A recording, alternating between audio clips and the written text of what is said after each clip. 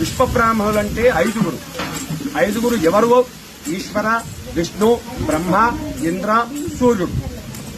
సానగ, సనాతన, అభువనస, ప్రత్నంస, సుపర్ణస. ఈశ్వరుడు శంకరుని యొక్క అంశంలో నుంచి వచ్చినటువంటి వారు మనుబ్రహ్మలు, ఇనుం పనిచేసేవాళ్ళు. పంచదాయలలో పెద్దవాళ్ళు మనుబ్రహ్మలు, ఇనుం పనిచేసేవాళ్ళు, అమరాచార్యులు. రెండవది నారాయణమూర్తి అంశంలో నుంచి వచ్చినటువంటి వారు కట్టె పని చేసేటువంటి వాళ్ళు మయబ్రహ్మలు, ఒడ్లాచార్యులు. మూడవది త్వష్టబ్రహ్మ, బ్రహ్మదేవుని యొక్క అంశంలో నుంచి వచ్చినటువంటి వారు ఇత్తడి పని చేసేవాళ్ళు, కంచడి. నాలుగవది దేవేంద్రుని అంశంలో నుంచి వచ్చినటువంటి వారు శిల్పులు, దేవతా విగ్రహాలు ఎక్కేటువంటి వారు.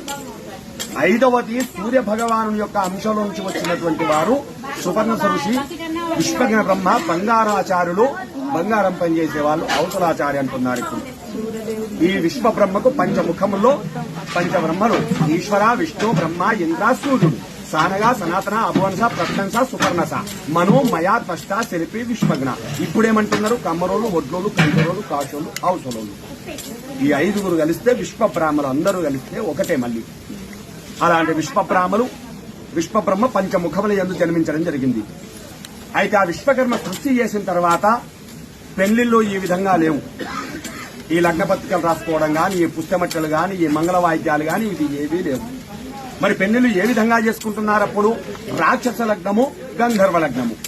రాక్షస లగ్నం అనగా ఎదిగిన అమ్మాయి ఎక్కడ కనబడ్డా సరే పిల్లగాళ్ళని తల్లిదండ్రులు పోవాలి, ఆ పిల్లని ఎత్తుకొని పోవాలి, ఎవరైనా అడ్డం వస్తే పొట్టేసి మరీ తీసుకొని పోవాలి అమ్మాయి. ఇది రాక్షసులు చేసే పద్ధతి. మరి గంధర్వ లగ్నము దేవతలు చేసుకునేది ఎదిగినటువంటి అమ్మాయిలు, అబ్బాయిలు ఒక వరుస లైన్, అబ్బాయిలు ఒక లైన్, అమ్మాయిలు ఒక లైన్. ఏ అబ్బాయికి ఏ అమ్మాయి కావాలనిపిస్తుందో, ఏ అమ్మాయికి ఏ అబ్బాయి కావాలనిపిస్తుందో మనసుతోనే మాట్లాడుకొని ఇద్దరికి ఆమోదమైతే 2 పూలదండలు మార్చుకొని పెద్దల ఆశీర్వచనం తీసుకోవడం. ఇది గంధర్వ లగ్నము. అది రాక్షస లగ్నము. అయితే దేవతలందరూ కూర్చొని ఆలోచన చేసిందట, రాబోయేది కలియుగము, అబద్ధపు కలి, ఘోరకలి, పాపపు కలి. దీన్ని మించినటువంటి పాపపు యుగం ఇంకోటి లేదు. ఒంటి పాదం ధర్మం కలియుగం లోపట. మానవుడు ఈడ కూర్చుండి మాట్లాడిన మాట గేట్ అవతలి పోతూ ఉండదు. కలిధర్మం ఇది. కలిమాయమితో నడుస్తుంది. కాబట్టి మనుషులు ఎంత నీతిమంతుడైనా సరే యాన్నో దగ్గర నీతి తప్పుతూనే ఉంటాడు. ఈ యుగ ప్రభావం అది. కాబట్టి కలియుగంలో కూడా మానవుడు భరించలేరు ఈ రాక్షస లగ్నము, గంధర్వ లగ్నం ఉంటే.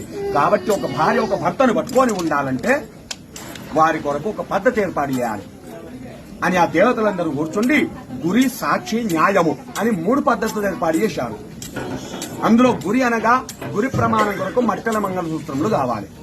అది